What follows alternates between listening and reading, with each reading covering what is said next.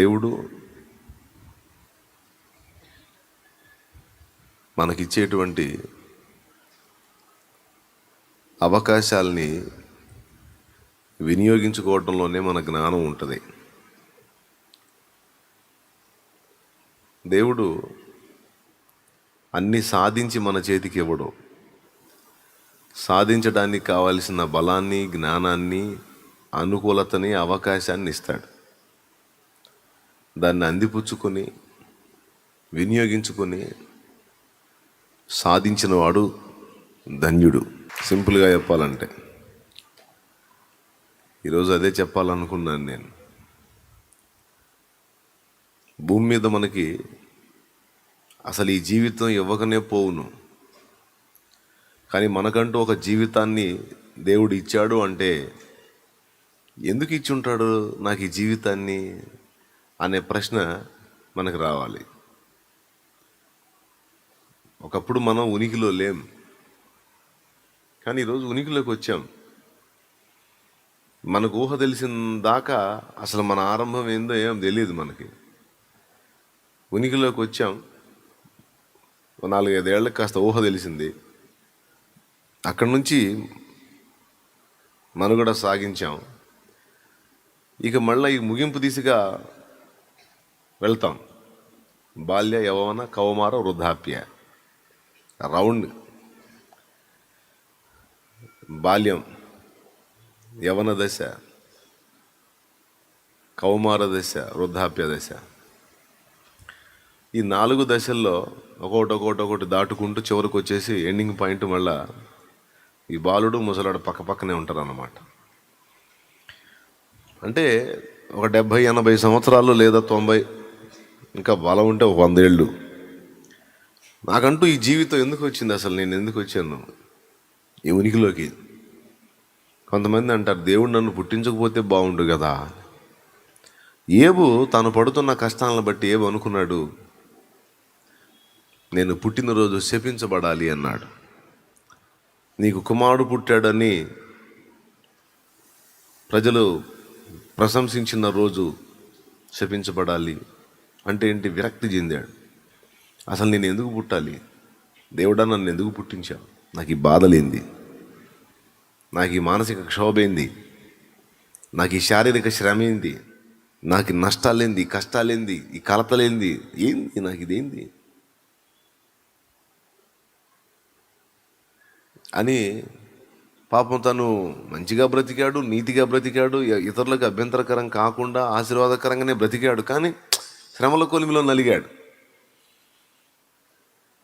ఆ విరక్తిలో కొన్ని మాటలు అన్నాడు దేవుణ్ణి. అలా అన్న మాటల్లో ఇది కూడా ఉంది, నేను పుట్టినరోజు శపించబడాలి అన్నాడు. అంటే అసలు నా జన్మే దుఃఖకరమైన జన్మ, అసలు నేను పుట్టకపోయి ఉంటే బాగుండు అనుకున్నాడు. అంటే తను ఎదుర్కొన్నటువంటి శ్రమల్ని బట్టి విరక్తిలో పలికిన మాటలవి. ఇప్పుడు మనకు కూడా కొన్నిసార్లు ఎదురయ్యేటువంటి ఇబ్బందికరమైన పరిస్థితులను బట్టి అలాంటి మాటలు వస్తుంటాయి. నా జన్మ ఎందుకు, అసలు నేను ఎందుకు అని. కానీ సృష్టికర్త అయిన దేవుడు నీకు ఒక జన్మనిచ్చి, ఒక రూపాన్నిచ్చి, ఒక ఆయుష్కాలాన్ని ఇచ్చి నిన్నంటూ భూమి మీదకి పంపాడు అంటే, ఉనికిలో లేని నిన్ను ఉనికిలోకి తీసుకొచ్చి నీకంటూ జీవితాన్ని ఇచ్చి లైన్లో దించాడు అంటే నీకేదో శాశ్వత ప్రయోజనం అనుకూరేదానికి ఒక అవకాశాన్ని దేవుడు నీకు ఇస్తున్నాడు ఈ జీవితకాలంలో. హల్లెలూయా. ఆయన కొరకు వాడబట్టానికి, ఆయన చిత్తం నెరవేర్చడానికి నిన్ను రూపించుకొని ఆయన కొరకు ఫలించడానికి నీకు ఒక అవకాశం ఇచ్చాడు. ఆ ఇచ్చిన అవకాశమే ఈ జీవితం. సోదరులారా, 100 జన్మలు లేవు, ఒక్కటే జన్మ. 100 జీవితాలు లేవు, ఒకటే జీవితం. చెప్పండి. 100 జన్మలు లేవు, 100 జీవితాలు లేవు,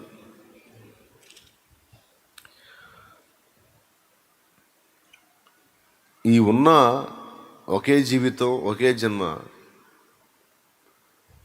తర్వాత అవకాశం లేదు.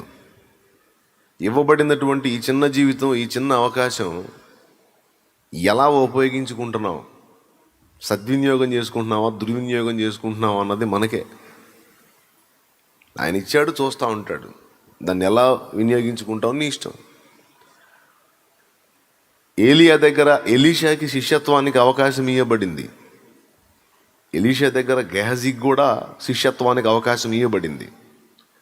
ఒకడు సద్వినియోగం చేసుకున్నాడు, ఒకడు దుర్వినియోగం చేసుకున్నాడు. బైబిల్లో ఇలాంటి పాఠాలు చాలా ఉన్నాయి. మళ్ళీ చెప్పేదా?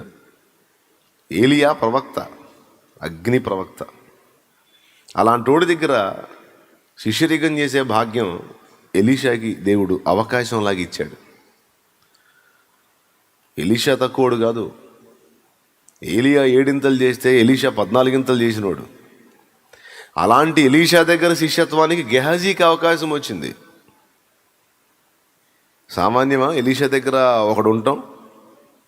ఎలీషా దగ్గర ఒకడు పరిచర్య చేయటం అవకాశం అంత తేలిక దొరికిద్దా? కానీ గెహజీకి అవకాశం ఇవ్వబడింది. ఏలియా దగ్గర శిష్యుడుగా ఎలీషా, ఎలీషా దగ్గర శిష్యుడుగా గెహజీ.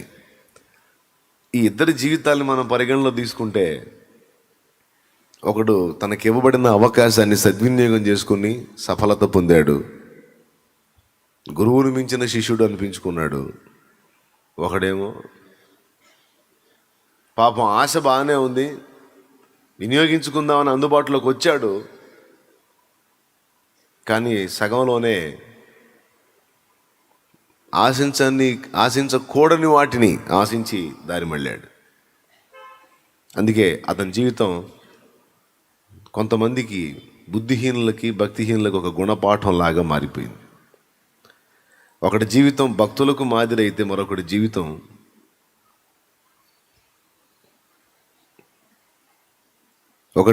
భక్తులకు మాదిరి అయితే, భక్తులు అనుసరించడానికి అనుకూలత అయితే, మరొకటి జీవితం భక్తులకు ఒక గుణపాఠంగా ఉంది. స్తోత్రం ప్రభుకి. గట్టిగా చెప్తారా? ఇప్పుడు గెహజీని లోకాకర్షణ వైపు మళ్ళించింది దేవుడా? నో. ఎలీషాని బలవంతం పెట్టి ఏలియా కిందకి ఆ పరిచర్య కొరకు బలవంతంగా నెట్టేసింది దేవుడా? నో. బాబు, దేవుడు పిలుస్తున్నాడు అన్నాడు ఏలియా పోయి. చూస్తారా ఒకసారి ఆ వచనం? చూడండి ఒకసారి. 19వ అధ్యాయము, రాజుల మొదటి గ్రంథము 19వ అధ్యాయము 19వ వచనం చూడు, వరుసగా చదువు. ఏలియా అచ్చటి నుండి పోయిన తరువాత అతనికి షాపాతు కుమారుడైన ఎలీషా కనబడిను. అతడు తన మందిరనున్న 12 అరకల ఎడ్ల చేత దుక్కి దున్నుచుచు 12వ అరక తాను తోలుచుండెను. ఏలియా అతని చేరబోయి తన దుప్పటి అతని మీద వేయగా, అతడు ఎడ్లను విడిచి ఏలియా వెంట పరిగెత్తి, నేను పోయి నా తల్లిదండ్రులను ముద్దు పెట్టుకొని తిరిగి వచ్చి. దేవునికి స్తోత్రం కలుగునుగాక. దేవుని వాక్కు ఏలియాకు ప్రత్యక్షమైంది. షాపాతు కుమారుడైన ఎలీషాను నీ తరువాత ప్రవక్తగా ప్రతిష్ఠ చేయమని. ఆ వాక్కు ప్రకారం ఎలీషా ఉన్న దగ్గరకు వచ్చాడు. ఎలీషా 11 మంది మీద నాయకుడిగా ఉండి 12వ అరక తాను దున్నుతున్నాడు. ఆ మాట ఉంది అక్కడ, చదువు. దున్నించుచు అతడు తన ముందరనున్న 12 అరకల ఎడ్ల చేత దుక్కి దున్నించుచు 12వ అరక తాను తోలుచుండెను. అదుగో, అంటే 11 మంది వర్క్ చేస్తున్నారు, వాళ్ళ మీద ఉన్నాడు, వాళ్ళ చేత వర్క్ చేయించుచు ఈయన కూడా చేస్తున్నాడు. అలాంటి ఎలీషా దగ్గరికి ఈయన చేరబోయి ఆ దుప్పట వేసాడు. మ్యాటర్ అర్థమైంది. దుప్పట వేసినాడు ఎవరు? ప్రవక్త అని ఒకరిని గుర్తించడానికి అప్పట్లో కొన్ని సింబల్స్ ఉన్నాయన్నమాట, కొన్ని గుర్తులు ఉన్నాయి. వాటిలో ఒకటి గొంగళి దుప్పటి కప్పుకున్న ముసలివాడు ఒకడు పైకి వచ్చుట నేను చూచుచున్నాను అన్నది కర్ణపిశాచి గల స్త్రీ సమూయేలుని గురించి మాట్లాడేటప్పుడు. ప్రవక్త గొంగళ దుప్పటిని మెయింటైన్ చేసేవాడు. నడికట్టు, చేతికర్ర, దుప్పటి, ఇక అయ్యే వాళ్ళ ఆస్తి, ఇంకేముండదు. ఇక ఆభరణాలు, అలంకరణలు ఎక్సెట్రా అవన్నీ పట్టించుకోవాలి. ఈరోజు ఎక్కడ ఉంటారు, రేపు ఇంకో చోటు ఉంటారు, తర్వాత ఇంకో చోటు ఉంటారు. ఎక్కడ ఉంటారు, ఎక్కడ తిరుగుతారు, ఎక్కడ తింటారు, ఎక్కడ పండుకుంటారో తెలియనట్లు ఉంటారు ప్రవక్తలు. అలాంటి మరుగైపోయేటువంటి వ్యక్తులంగా ఉంటే మన ద్వారా కూడా దేవుడు ప్రవక్తల ద్వారా జరిగించిన గొప్ప కార్యాలన్నీ జరిగించగలడు. Praise the lord. గట్టిగా చెప్పండి. ఒక రోగిని ఇక్కడ బాగు చేశాడు అనుకో అపోస్తలుడు, ఆడున్నాడు, ఇంకా అక్కడే ఉన్నాడు అనుకో, భారీ కూటం అయిపోద్ది ఆడ. జస్ట్ ఒక అద్భుతం జరిగింది, అక్కడ దేవుడు కార్యం చేశాడంటే ఇంక అక్కడ ఉన్నాడు, వెళ్ళిపోతాడు పక్కకి. మళ్ళీ ఇంకో చోట కార్యం జరిగింది, అక్కడ ఉన్నాడు, వెళ్ళిపోతాడు పక్కకి. సాధు సుందర్ సింగ్ గారి గురించి చదివినా అంతే ఉంటుంది. ఆ ఊరు పోతాడు, అక్కడ ఒక కార్యం జరిగింది, అక్కడ ఉండడు, ఇంకొక ఊరు పోతాడు. అక్కడ ఒక కార్యం జరిగింది, అక్కడ ఉండడు, ఇంకొక ఊరు పోతాడు. అసిసి వాసియకు ఫ్రాన్సిస్ గారి జీవితం చదివింది అంతే ఉంటుంది. ఎక్కడ వాళ్ళు ఒక దగ్గర నిలబడి ఈ కార్యాలు వరుసగా వచ్చిన వాళ్ళందరికీ చేసినట్టు ఉండదు. అద్భుతం అంటేనే అప్పుడప్పుడు జరిగేది, అరుదుగా జరిగేది అని అర్థం. అర్థమైందా? ఇట్లాంటి కూటం పెట్టి ఇక కూర్చొని ఆదివారం పూట రండి, వరుసగా రండి, మీకు ఎందుకు మొత్తానికి అద్భుతాలే అన్నాను అనుకో, ఇంక చివరికి అద్భుతం కాదు అది. అద్భుతం అంటేనే అరుదుగా జరుగునది. Praise the lord. అట్లా టచ్ చేసేవాళ్ళు దేవుడు కార్యం జరిగితే ఇంక జంపు ఆడుండరు. ఉన్నారనుకో ఇక భజన బృందం వచ్చేస్తారు. దేవుడిని పక్కన పెట్టి అయ్యగారికి భజన చేయటం ఎక్కువైపోయింది. అందుకే భక్తులు దేవుని కార్యాలు వాళ్ళ ద్వారా జరిగినప్పుడు వాళ్ళు అక్కడ ఉండాల. తమను తాము మరుగు చేసుకొని కార్యం చేసిన దేవునికి మహిమ చెల్లించి పక్కకి వెళ్ళిపోయారు. ఇది చాలా చాలా చాలా ముఖ్యం. ఇలాంటి మనసు కలిగి దేవుని ముందున్న బిడ్డల్ని ఎవరినైనా దేవుడు వాడుకొని కార్యాలు చెయ్యగలడు. కానీ కొంచెం కార్యం జరిగిందంటే డబ్బా ఎక్కువ. నేను చేస్తే అట్లా, నేను ప్రార్థన చేస్తే అసలు మామూలుగా జరగదు, నేను ప్రార్థన చేస్తే ఇట్లా జరిగింది.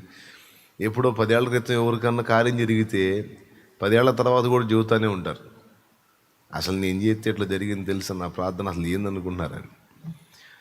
ఏదో ఒకటి చేస్తే నేను ఇంతలావని మిడిచి పడుతున్నారు, ఈ వ్యక్తిని ఏదన్నా కాస్త ఒక సంవత్సరం పాటు వాడుకుంటే అసలు ఈ మనిషి ఇంక నేల మీద కనపడరని, వద్దులే నీకు అసలు ఎగస్టాలు ఎక్కువ అని కూర్చోబెడతాడు అనమాట. దేవునికి స్తోత్రం. హల్లెలూయా. అట్లా కాకుండా మనల్ని మనం మరుగు చేసుకొని దేవుని మహిమనే వెతుకుంటూ వెళ్ళేటట్లయితే, నిజంగా హృదయంలో అలాంటి కాంక్ష ఉండి మన ప్రార్థన విని దేవుడిచ్చిన జవాబులను బట్టి దేవునికే మహిమ చెల్లించి మనకు మహిమ రాకుండా తప్పించుకునే మనసు మనకుంటే తప్పకుండా మనందరి ప్రార్థన వింటాడు. మనం ముట్టిన వారిని స్వస్థపరుస్తాడు. మనం ఎవరి కోసం రిక్వెస్ట్ చేస్తాం వాళ్ళ పట్ల దేవుడు కార్యం చేస్తాడు. కొన్ని సంవత్సరాలైనా కూడా ఒకడు లోపడ్డు చెబుతుంటే, ఇట్లా కాదు ఇట్లా అంటే, కాదన్నా మామూలుగా అది అరే బాబు నేను చెప్పింది కాదన్నా ఈ విషయం కూడా ఏనండి, నేను చెప్పింది ఏరా నాయనా, కాదన్నా ఇది మీకు మామూలుగా.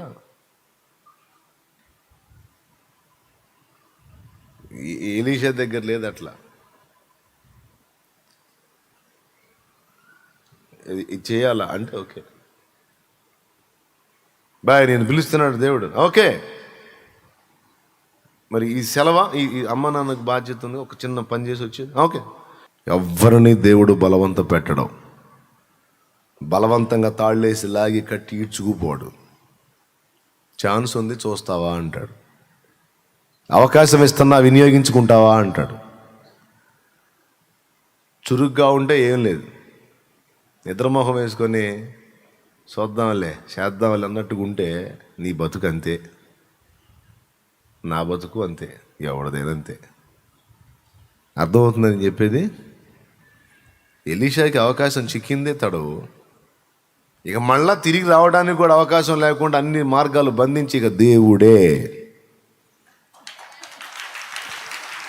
ఇక ఆయనే సమస్తం అన్నట్టు పరిగెత్తాడు, ఇక వెనకడుగు లేదు. కొంతమంది మళ్ళా పక్కన దారులు పెట్టుకొని వెళ్తుంటారు. దేవుడు నిన్ను సంపూర్ణంగా ఆయన పని కొరకు పిలిస్తే సంపూర్ణంగానే రావాలి. లేదు పౌల్లాగా ఉపాధి నీ సొంతంగా చేసుకుంటూ నువ్వు పరిచర్య చేయమని చెప్పాడని ఆ విధంగా నిన్ను ప్రేరేపించాడు అనుకో, అలానే వెళ్ళాలి. లేదు, అయిపోయింది, ఇప్పటిదాకా కష్టపడ్డావు, పోషించబడ్డావు, అయిపోయింది, ఇప్పుడు నీకు పరిచర్య ఇచ్చాను, పరిచర్య ముందుకెళ్తుంది, ఇక దాన్ని వదిలేయి కంప్లీట్గా, ఇక నా చేతికి అందుబాటులోకి రా అని చెప్పినప్పుడు ఇక మళ్ళీ ఏ దారిలో పెట్టుకోకూడదు. వదిలేయి అంటే వదిలేయాలి. అది చేస్తూనే వెంబడించంటే చేస్తూనే వెంబడించాలి. వ్యక్తిగతంగా దేవుడు నీకు ఇచ్చే అనుకూలతను బట్టి నువ్వు లోబడాలి. దేవుడు ఒకటి చెబితే మనం ఒకటి చేయకూడదు. కొంతమంది అట్లా ఆ టైపు చేస్తుంటారు అన్నమాట. వెళ్దాం, పరిచర్యకి వెళ్దాం, అంతా లైన్గా ఉంటే చూద్దాం, బిడిసిందనుకో వచ్చి మన పని మనం చేసుకుందాం. వచ్చి మన పని మనం చేసుకోవడానికి ముందు లైన్ క్లియర్గా పెట్టుకోవాలి. అంటే ఎడ్లను అట్లనే పెట్టుకోవాలి, కాడిని అంతే పెట్టుకోవాలి, దున్ని అరకను కూడా మొత్తం సేవ్ చేసి జాగ్రత్త చేసుకోవాలి. అక్కడ వర్కౌట్ కాలేదనుకో వచ్చి జ్వరపడదాం. మళ్ళా తిరిగి రావడానికి దారి కూడా లేకుండా మొత్తం వైనం చేసిపోయాడు. సంపూర్ణ సమర్పణకి అదొక నిర్వచనం, అదొక సాక్ష్యం. ప్రభువుకు స్తోత్రం, హల్లెలూయా. ఇక చావరేవాడే తేల్చుకోవాలి, దేవుడితోనే తేల్చుకోవాలి. ఇక తనకివ్వబడిన అవకాశాన్ని అద్భుతంగా వినియోగించుకొని ధన్య చరితుడయ్యాడు ఎలీషా. ఇక ఆ రోజు ఫాలో అవటం మొదలుపెట్టి తన నాయకుడు ఆరోహణమైన దాకా వదల్లా. ఏం పట్టుబట్టాడో చూడండి. చివరికి నాయకుడు అన్నాడు, ఎలీషా, దేవుడు నన్ను గిల్గాలకు పొమ్మంటున్నాడు, నువ్వు ఇక్కడ ఉండి నేను ఆడికి పోతా. యెహోవా జీవంతోడు, నీ జీవంతోడు, నిన్ను వదలను. ఎలీషా, నన్ను బేతేలు పొమ్మంటున్నాడా, నువ్వు ఎడుండు, నన్ను ఇంకో చోట పొమ్మంటున్నాడు, ఎరికో పొమ్మంటున్నాడు, బేతేలు పొమ్మంటున్నాడు, యోర్దాను పొమ్మంటున్నాడు, ఆడకు పొమ్మంటున్నాడు. 4 సార్లు ఆపాలని చూశాడు ఎలీషాని. నిన్ను వదలను, నిన్ను వదిలిపెట్టి నువ్వు ఆరోహణమై వెళ్ళిపోతుంటే నిన్ను వదిలిపెట్టి నిద్రపోవటానికి అయ్యింది. నిన్ను అన్ని వదిలిపెట్టి సేవకు వచ్చింది. నిన్ను విడవనని చివరికి అగ్నియు రథములను కనబడి వారిద్దరిని వేరు చేసిందాకా వదల్లా. అంటే ఎవరు చేశారో తెలుసా? చివరికి ఎవరు వాళ్ళిద్దరినీ కలిపాడో ఆయనే పని కట్టుకొని విడగొట్టిందాకా వదల్లా. అది మొండితనం. చెల్లె